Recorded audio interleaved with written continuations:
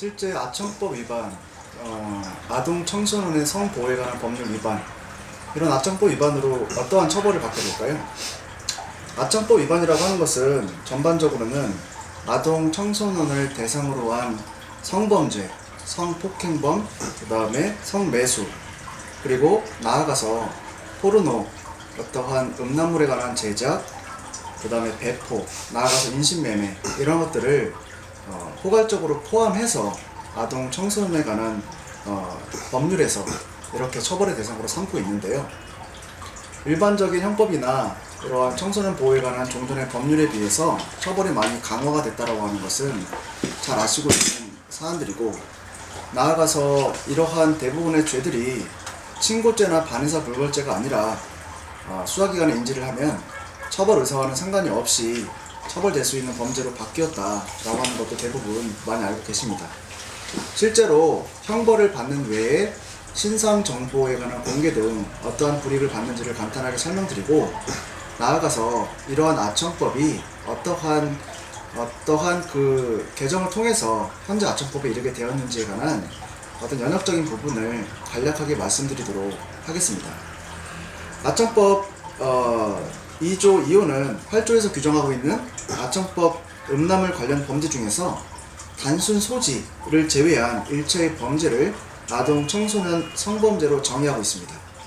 그리고 나아가서 행위 유형에 따라서 처벌 조항을 두고 있고, 이에 따라 형벌을 받는 기본적인 처벌 외에 재범 예방에 필요한 수강명령 또는 성폭력 치료 프로그램 이수 명령을 필요적으로 병가하도록 하고 있습니다. 이러한 필요적인 병가 외에 일정한 경우에는 신상 정보가 20년간 공개되고 보존 관리됩니다. 그리고 나아가서 이러한 형의 집행을 종료하거나 집행이 유예 면제된 때로부터 10년간, 10년이라고 하는 장기간 동안에 아동 청소년 관련 시설 등에 취업해서 일할 수 없도록 그런 제약을 두고 있습니다. 정리하면 아청법 위반으로 인해서 기본적인 형벌을 받는 외에 나아가서 신상 정보에 관한 공개, 고지가 되고, 나아가서 이러한 수강 명령이나 치료 프로그램에 관한 이수를 필요적으로 병가를 받을 수가 있고, 나아가서 아동 청소년과 관련된 시설에서 10년 동안 근무할 수 없는 불이익을 받게 됩니다. 이러한 아청법은 2000년도에 제정된 청소년의 성보호에 관한 법률을 그 근간으로 뿌리로 삼고 있는데요. 청소년의 성보호에 관한 법률은 2000년 2월 3일 날 제정되어서 청소년의 성을 사는 행위, 그리고 성매매를 조장하는 형태의 여러가지 범죄들, 그리고 청소년에 대한 성폭력 행위들, 이런 것들을 강력하게 규정하기 위해서 제정되었습니다. 그리고 나아가서 신상 공개에 관한 제도도 2000년도에 기본적인 내용이 마련되었는데요. 우리가 말하는 아청법, 아동 청소년의 성보호에 관한 법률은 실제 법제명을 변경해서 2009년도 6월달에 제정되게 됩니다.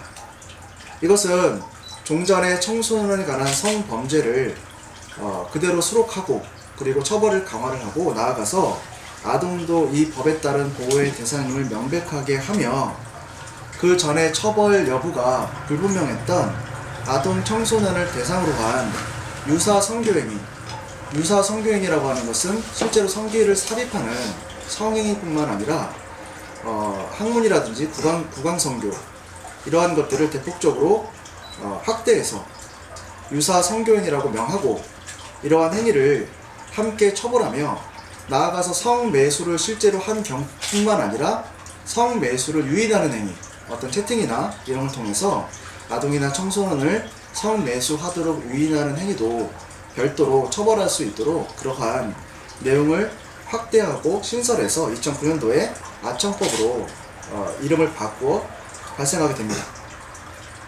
이런 아청법은 2012년도에 2월달에 더욱더 처벌을 확대하고 개정되어서 내용들이 많이 추가가 되었는데요.